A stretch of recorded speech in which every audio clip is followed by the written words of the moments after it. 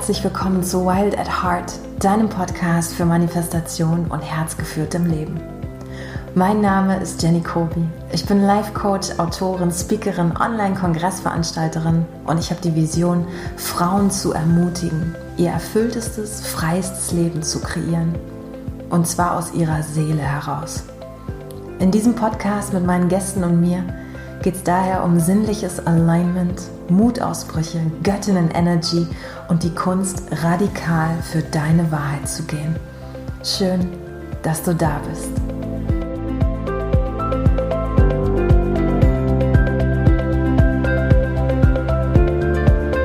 And I'm so happy, that you suggested to start with like the painful stuff right away, right? Because I was like, oh my gosh, like how do I tiptoe around it? Do I have to create this like feather bed for her to, to like comfort her and feel safe and everything? And you were just like, no, like let's start with these painful experiences. Great. I'm German, like that's what we do. We're very direct, right? And yeah.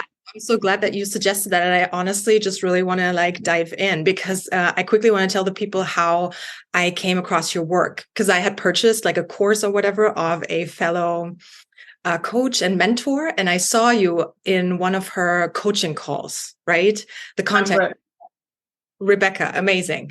And I don't know, the way you like articulated yourself and the way you spoke also about vaginismus, which I think you're like the first person ever in my entire life that I had seen talking about this very sensitive topic in such like, just in such a like a normal way. You were just, it was very like free, the way you put your words. And I was just like, wow, like that's so fascinating. I've never experienced that, and I told you, like, I have a story that very much relates to it. And I always felt very like alone. And I was feeling like I'm doing this, by myself. It was such a shameful like path in a way also, so it felt very liberated, and that absolutely fascinated me. So yeah. And then I really knew like I had to hit you up and really, dive into this and also like normalize this, just this like experience, and then also the transformation that obviously came with it, because you sitting in front of me right now it seems like a very liberated woman, and also the way you express on social media.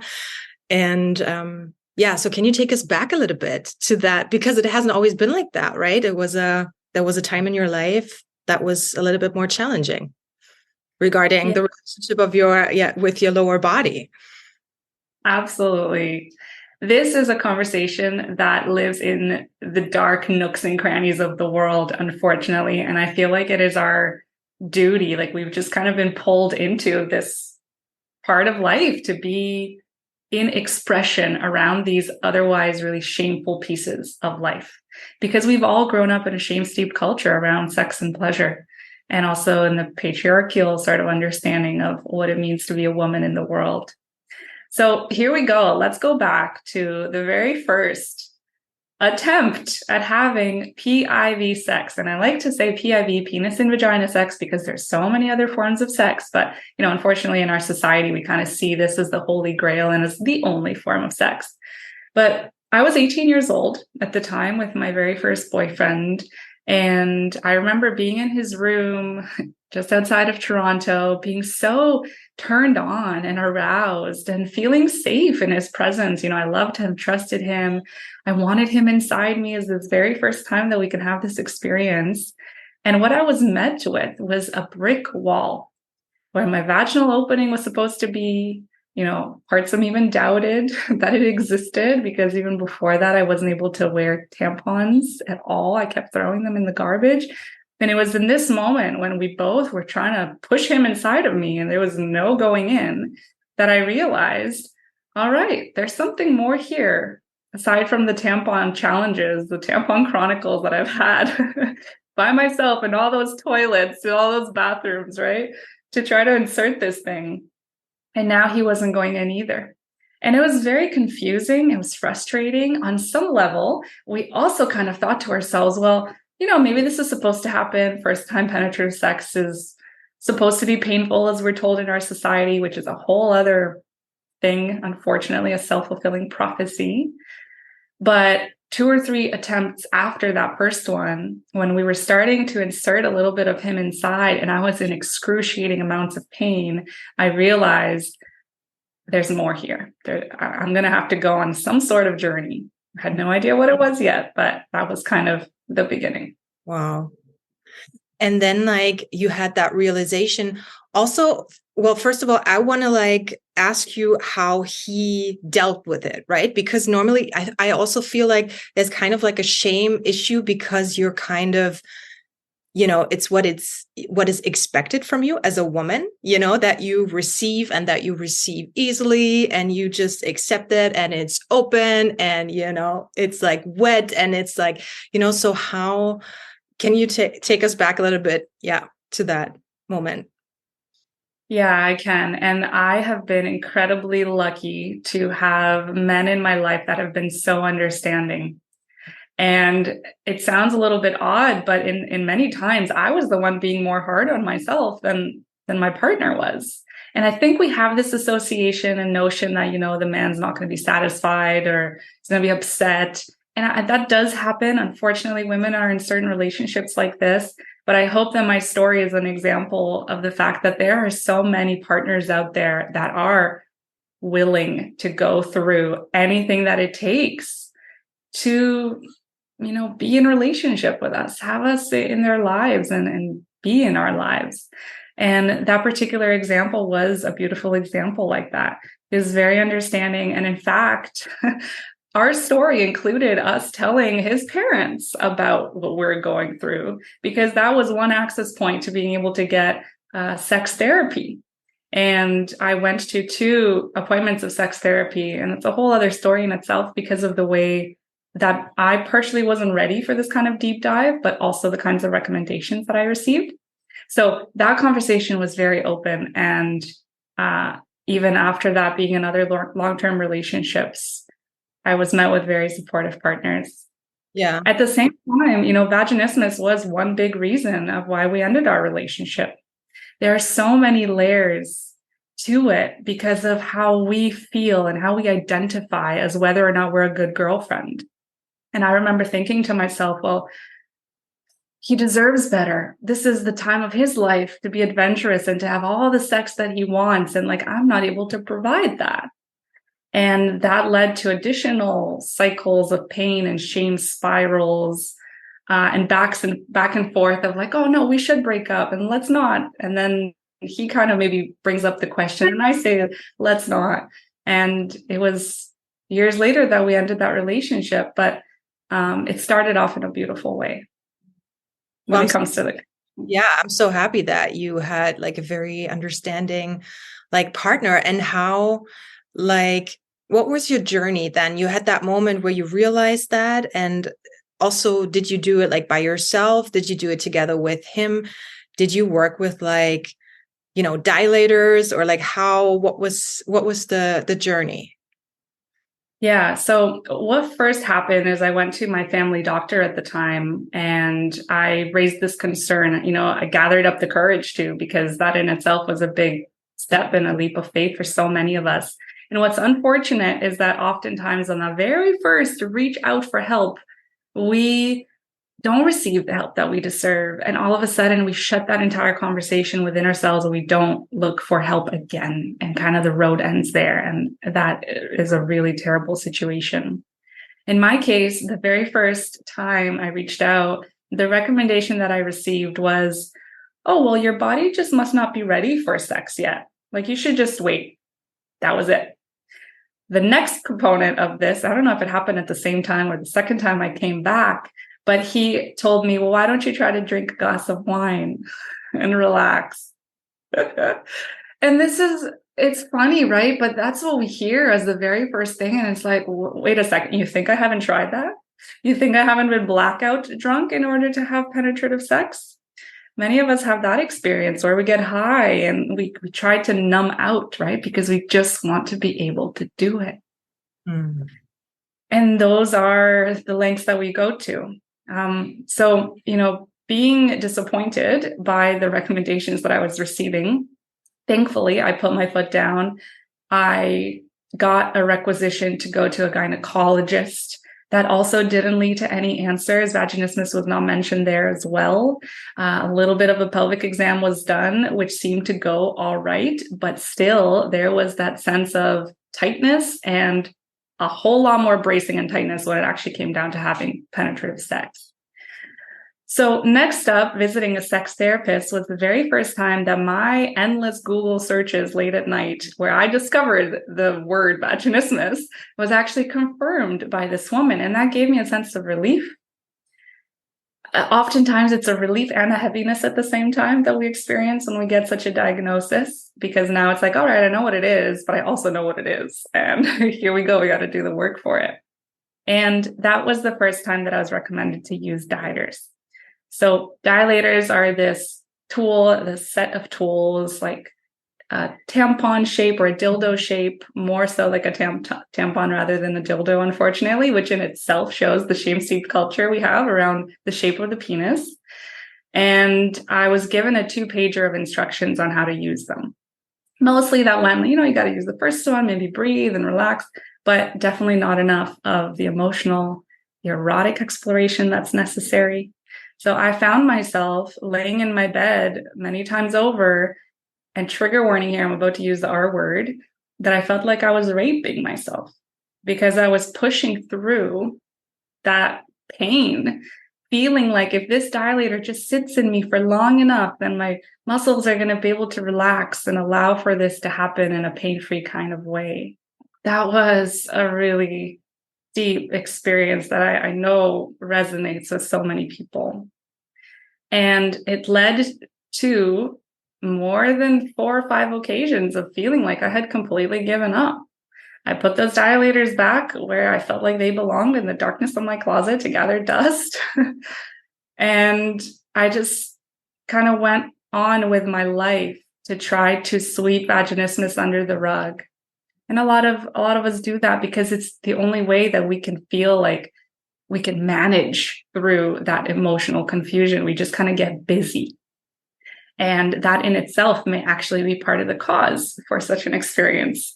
And maybe we'll get into talking about those layers too.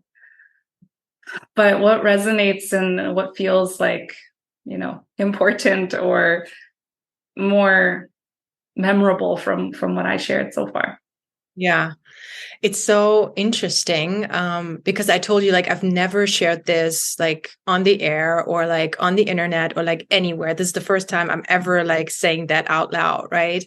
That I can so relate to this story, and also the dilator story and the brick wall that you were talking about. And it just, you saw me, like, I'm tearing up a little bit because I'm just so happy that, for me, it almost feels like the dots are connecting a little bit. Like when you always feel like you're the only person who experiences that, and you don't dare to like talk about it. And people now, they see me as someone that is very like, sensual and sexually liberated, but that has been such a long journey, and I know you can relate, like, and there's so much work that goes into it. And like the dialogue that you have with your body, it's just such an intimate experience. And at the same time, it's like there's so much like shame, you don't talk about it, then there's pain, and then it's like, why is it not working, with the same, like the tampon chronicles. Oh my god, like my entire like youth basically was that. And I always felt like wrong, the girls, they were like handing each other tampons, and it just all looked so easy, and I was like, why is it not happening for me? And then also you don't really, because I didn't really know anything about like body awareness and like how to talk to my body and what it actually teaches us and what a great teacher it is, and I wrote it down, like when we had a brief conversation prior to this interview, you also said like the body is on our team. It is communicating in our favor by our boundary being set by it. I thought it was so beautiful, and yeah, so for me, it's just such a relief to hear that. And I think it's very like healing for a lot of women that you share this experience and also talk about this, like, and then we want it inside of us. Like you can feel that you want it, but it's just not going in, and like the whole frustration that is related to it. Right. So, and then maybe you can talk a little bit about like this dialogue that you had with your body and how like the intimate conversation maybe that you started back then? Yeah, absolutely. And thank you so much for sharing and for doing the work that you do today that was born out of the pain that flourished into your purpose. It's beautiful. And we serve as permission slips for so many others in the world, you know, women and men, to open up about these conversations that we have, unfortunately, in private or don't have at all. And it's true that we really go to such great lengths to try to prove ourselves as well, like our worth as women and as our partners. It was a little bit later in my journey when I was in my second long-term relationship that I remember holding my partner really close to me while he was inside me, but I was still gritting through pain at that time, holding him to me so that he doesn't see the pain written all over my face. So he doesn't see the tears starting to stream down my eyes. And that in itself shows like how much we want to please and prove ourselves. And of course we love our partners, but we don't honor our own experience for the ability to do what we're supposed to do as girlfriends. So that's kind of where the conversation with the body begins. In a certain way, it's begun a lot sooner than that in unconscious ways. But when we start to bring the unconscious to the conscious mind, and we start to understand why she might be acting this way, so much opens up into our awareness. And this is the very reason that I like to call vaginismus a protective body response, rather than what we refer to in our society as a sexual dysfunction, which relates to the identity that we take on to as dysfunctional because we have a sexual dysfunction. It's incredibly disempowering. So referring to vaginismus as really what it is, of a protective body response, is a whole mindset shift around it, which I feel really helps us in understanding vaginismus. Because just as we might get sand thrown at our eye, at our face by someone, right? We're going to close our eyes as soon as we realize that this danger is approaching us. We consciously and subconsciously know that the sand coming towards our face is not a thing we want.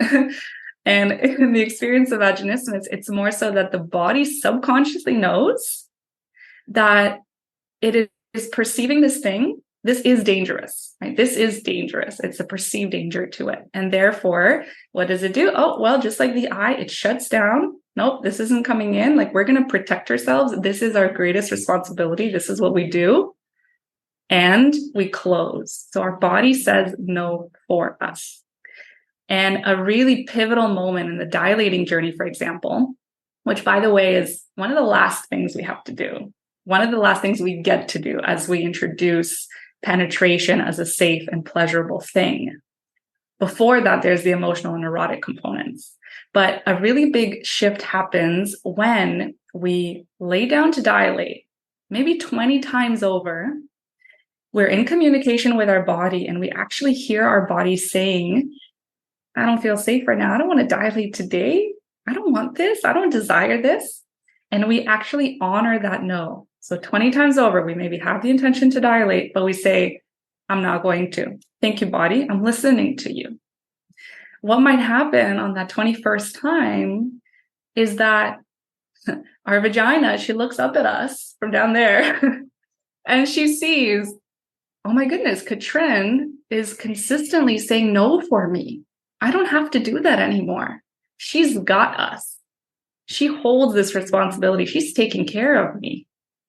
And that is the moment in which she actually finally starts to feel safe and lets go of all of this heaviness, responsibility of like needing to close for us.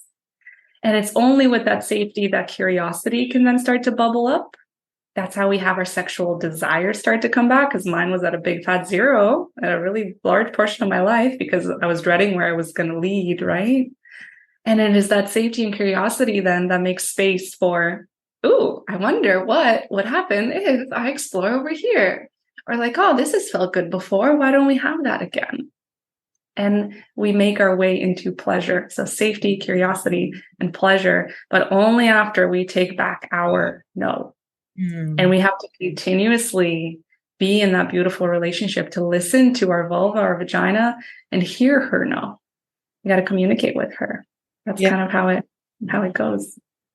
And so how can we, for like women, because for us, I feel like, also like my intuition it's so strong and so powerful, and I'm so connected to it. And I can sense that with you too. But sometimes, we have women that feel, okay, they feel that no, and they maybe like want to change something, and they want to communicate more easily with their body. Like, where do they like start? Like, how can you dive a little bit more, with a little bit more awareness into this? Absolutely. Wonderful question, because you're right. That's a pretty big leap to make from like not being in that relationship to then all of a sudden we're going into deep dive of like being really aware of those subtle sensations. Like, that's a big jump. So what often is really supportive in leading us there is starting to practice some of those skills of putting up boundaries, having healthy experience of saying no in other areas of the world, other areas of our lives. Boundary setting starts outside of the bedroom. And I feel like part of my genius zone in the way that I connect the dots on things is helping me connect the dots too on like sex, love, relationships, and even entrepreneurship and business, right? There are so many areas of life in which I was never taught to say no. Nobody really ever taught us that. Have you ever been celebrated for saying no about something? Like, I'm not available for that, or I don't want to go to this party. No. And two, part of the way that we can become better parents, if that's something we desire, is when our child says no. Like, I don't want to hug Uncle Johnny. I don't really feel like it, right? To actually celebrate them and let them know that their body is their own and they get to use it however they would like. Mm-hmm. So that in itself is a practice. Speaking up in certain ways in our workplaces, in our relationships, sharing difficult things, being a little bit more vulnerable in little steps. And I like to say that the change in our lives happens at the edge of our comfort zone. We don't have to like deep dive head first outside of our comfort zone for change to happen. I don't believe that's how it works. I think we've got to always have this tether and this connection to a state of safety in our nervous system in order to be living at that edge of the comfort zone where it feels like, oh, okay, there's some growth happening here. And then to just be able to take step by step outside of that to actually expand our comfort zone. And there is this experiment that was done. Not even sure if it was an experiment, but the insight from it was that if you put a whole bunch of kids in the backyard of a school that has no fence in the backyard, what you're going to find is they're going to continuously play in like little chunks of groups close to the school. But as soon as you put a fence of like, okay, this is where the backyard ends, right? This is where the schoolyard is. You see kids playing in all corners, exploring all the space because they feel like they have a safe container in which they can explore and play. That is in itself a boundary. That's in itself kind of like what boundaries create for us. They create safety in whatever is allowed. Mm-hmm. And there are certain games that I invite my clients to play. We'd explore the Wheel of Consent, which is a concept created by Betty Martin, to see how often we're actually the givers of pleasure in our relationship and how we haven't really practiced receiving fully in a way that we're receiving something just for us without having to please back. And there's other dynamics to explore there. So it's a journey, but it definitely starts outside of the bedroom. Mm.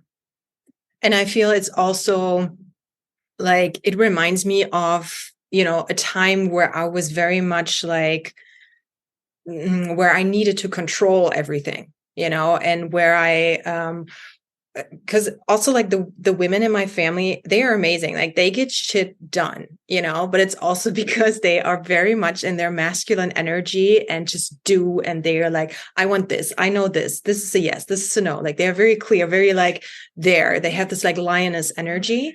And what I had to learn, and I'm so grateful for it, during the past years was more this like vulnerability and just really like being able to receive, not only in the bedroom, it's shared like it changed my vaginismus story like completely when I, opened myself up to receiving not only men, but in general to be like introduce this playfulness a little bit more into my life, this curiosity, and just like the magic, and release this like need of needing to control everything. I love that you bring up the topic of control and receiving.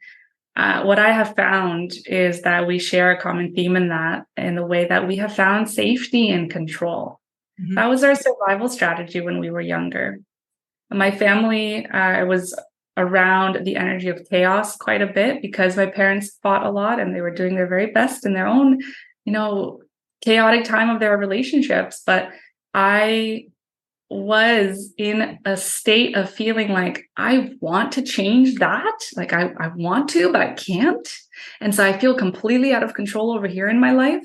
So what do? Well, we find the space in which we are in control. And in my case, that was putting my head down in the books and being a really high achiever, participating in the extracurriculars. Also, the dynamic of being a good girl played so much in here, because if I got the good grades and if I was good, then my parents would celebrate me, and then maybe they would stay together because, there would be reason enough to keep the family together.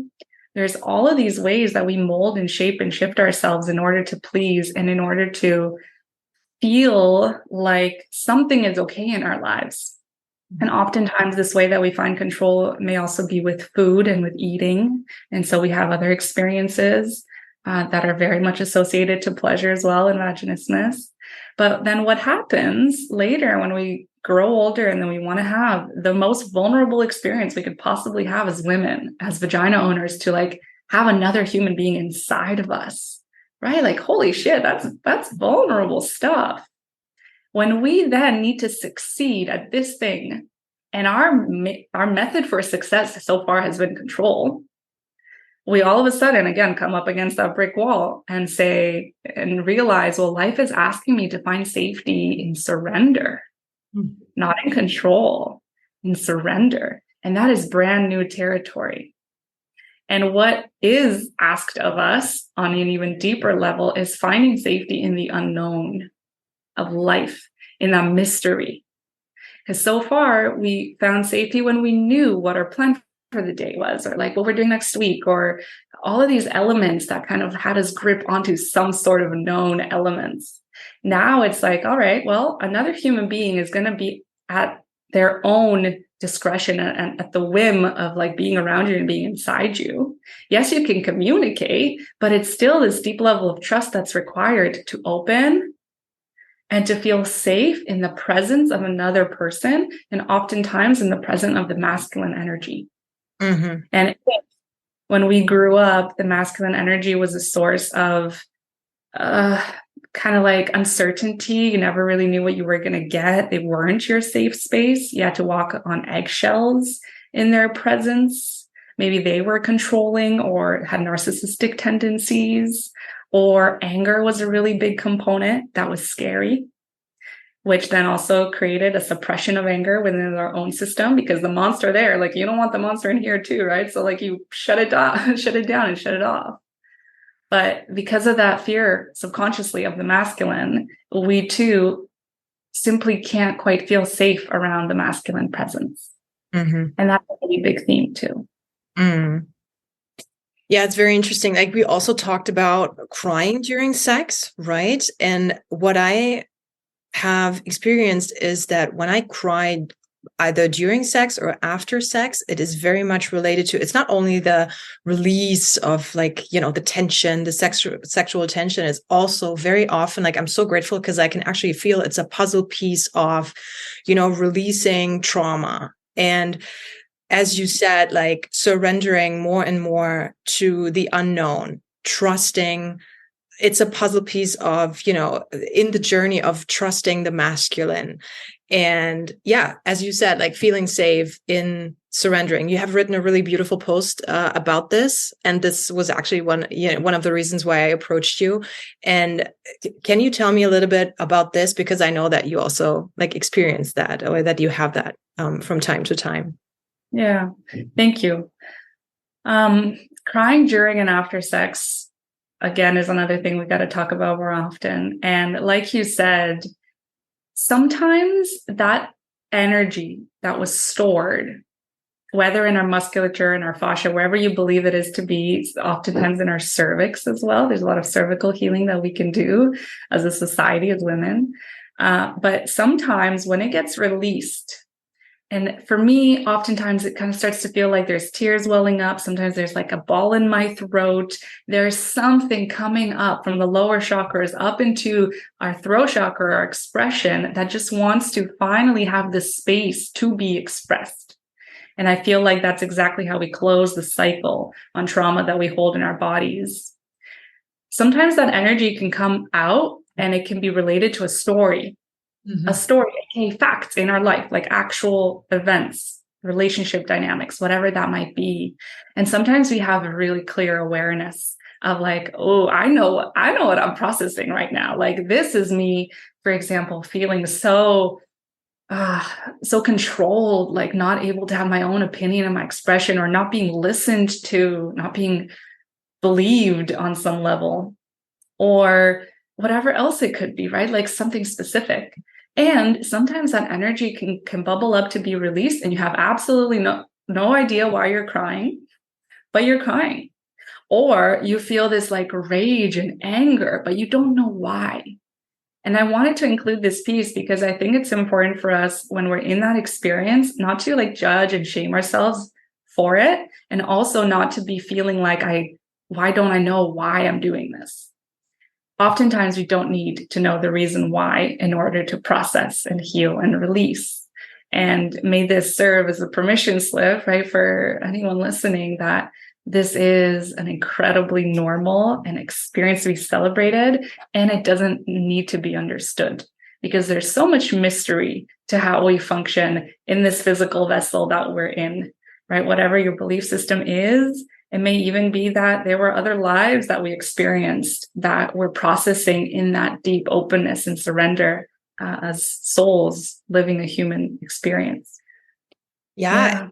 Also, I think, like, I mean, as you said, like it sometimes it relates to a specific story. Sometimes it's like you remember a certain, maybe also dynamic in your own family, with like the males in your family. That's like what I have. Like there has never been, physical abuse or anything, but like I always felt, and sometimes still feel, it's like I have, I'm releasing, the stories that I tell myself, or like the shame or frustration that I had with like my dad or my grandfather, or these like very powerful and also very dominating, males like in our families, and we're basically breaking generational cycles with that too, which is also very, very beautiful, and yeah. And then also at the same time, this like, as I said, this like lioness energy that, the women in my family always have,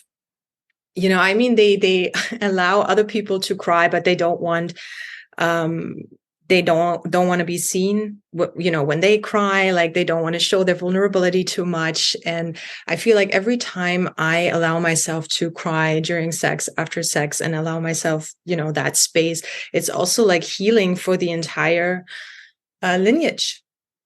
So yeah, it's really beautiful, and it moves me, and I I almost feel like we're such like peace warriors, that we do this work, and yeah, it just really breaks like generational cycles.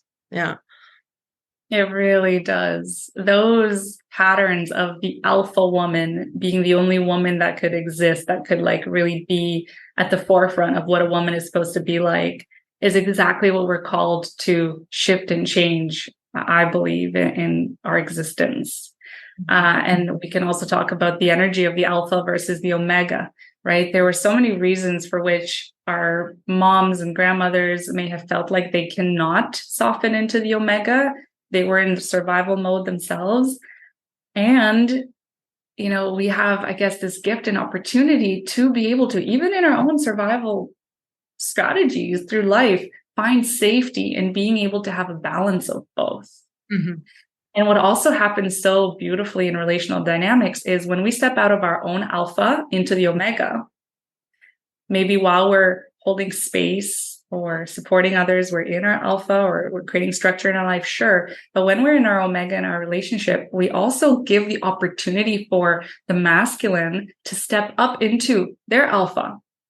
And the masculine in many ways have been suppressed by the alpha women of our lineage. And so you see that they were never called up to the responsibility that they had to hold as safe keepers. Because guess what? They may have been oppressed by their own mothers.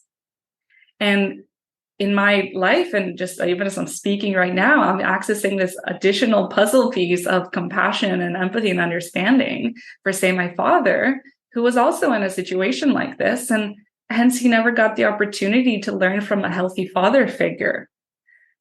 I should correct myself. He had the opportunity to learn from a healthy father figure. It wasn't his original father. There was abandonment wounds and such as well that were kind of at play. But the alpha mother figure can sometimes overpower even a healthy father figure from whom to learn. So that cycle is just continuously like we're ping-ponging back and forth. And who really is the victim? There is really never any victim, but we kind of have created that together in our generational lineage, slowly but surely. And now is the time that we get to change that. And we almost have the responsibility to put out these fires that were started many years ago, that finally we have the skill and the awareness to be able to put out so they don't continue on in future generations. I love this. Yes.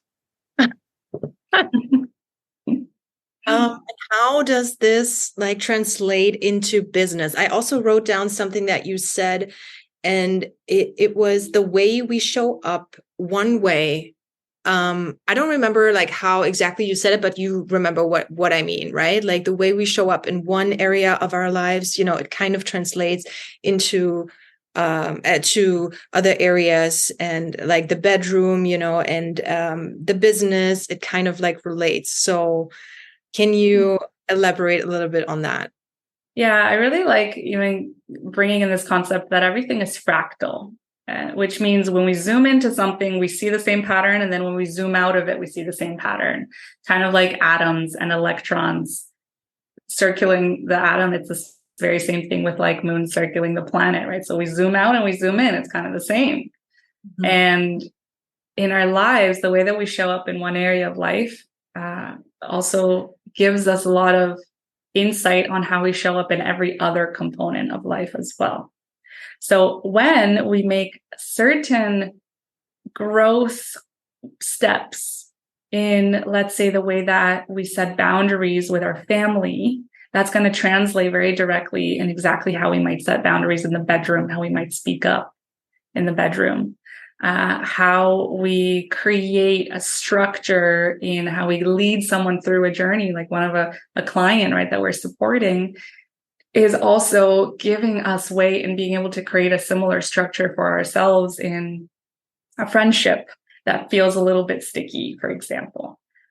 So every single opportunity in life is an opportunity for growth, which means you can find that access point in the bedroom and then bring it out into all other areas. Or maybe the access point to start with is in a friendship, and then you start to bring that all in all other areas.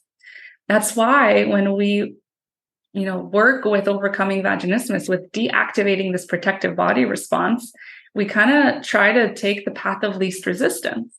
Like what feels like the access point right now when it comes to speaking your desires? Could you maybe speak your desires with what you desire to have for dinner tonight mm-hmm. as an access point? And then that desire, therefore, can start to be concrete in your mind of oh, I got that. And it was okay for me to ask for that. Well, what else is it okay for me to ask for? What if I get to ask for some more time off, in my workspace? Cool. Okay. Well, how about I ask for like some G area stimulation in the bedroom so that I can maybe explore G-spot orgasms? Like that's how it builds up. Mm-hmm. And how does it translate? Like, in your personal journey, what have you experienced? Because you also talked about more openness and just like surrendering to the unknown and your whole like vaginismus story. And it was such a huge process. It sounds to me, from like this brick wall, seeing you now on social media as this like very expressed woman, successful in business. What would you say were like the key, maybe you have like a few like key points or that you can share like in terms of opening that have, translated into your business, if that makes sense? Yeah, it does. Here are some examples. I feel like having more openness at the stage of my vaginismus journey where I was already having pain-free penetrative sex, but I still hadn't accessed a lot of the sexual confidence, like the adventuring of it, additional layers of surrender. It was still at that stage of my life that I decided to resign from my corporate life. I had become a CPA, an accountant, working in public accounting in Toronto. And it was the day before my 25th birthday. I guess you can say a bit of a quarter life crisis or liberation. Where I decided, this is my time. And I know that this has served me really well. And I know there's just more that I'm supposed to do. So even with that layer of openness, I opened the door to being able to take such a big leap, such a step, to let go of what I had already known, what I worked so hard for, all of the additional layers of what my family is going to think, if this is the right decision, and actually take a step into the unknown in this realm of life. It was because we take that one step that then the next step can start to become visible in time, right? We can only know when we take that next step. So it was about a year later that I came across a story, someone's vaginismus story, probably on a blog or something. And I had seen all this information again, which had me remember all of these other aspects that were flooding back from my own journey that I tried to sweep under the rug because we try to forget the painful parts, right? And then I knew in my soul that I've got to put my story out there and create resources and a sense of community. So then you take that leap of faith and maybe you connect your name and your face to the story that originally I remember just sharing motivational quotes online, right? After that, perhaps it's leaving a relationship that looks great on the outside, but isn't nourishing to your soul. And that was also part of my experience. In fact, I was engaged, and I never would have thought that I would be that woman that breaks off an engagement. But I did, and we did together through a lot of difficult conversations. And that also felt like, wow, I'm stepping into the unknown again. And at a stage in life where my business had not been at the level it is today, meaning I was kind of going to be like, a little bit on my own, also financially, because my partner at the time supported me so well. And now I'm dipping into more of my savings, for example, right? Again, more of the unknown. And a lot of our relationship to money gets to come up to the surface because money as well as an energy has so much to do with pleasure and how deserving we feel of good things. And maybe the last example that kind of comes to mind is that 3.5 months ago, my partner and I sold all of our belongings, 90% of our belongings, and we went to Brazil. And we have lived here for the last while. And that also is like, okay, where does this pull for freedom take us to? And how is it that we can be the creators of our life, a life by our design, rather than living a life by default that we're told we should live in order to be successful and for our parents to be proud of us, et cetera, et cetera. So it snowballs, and there's so much beauty if we just release the reins a little bit and we start to trust that we are taken care of.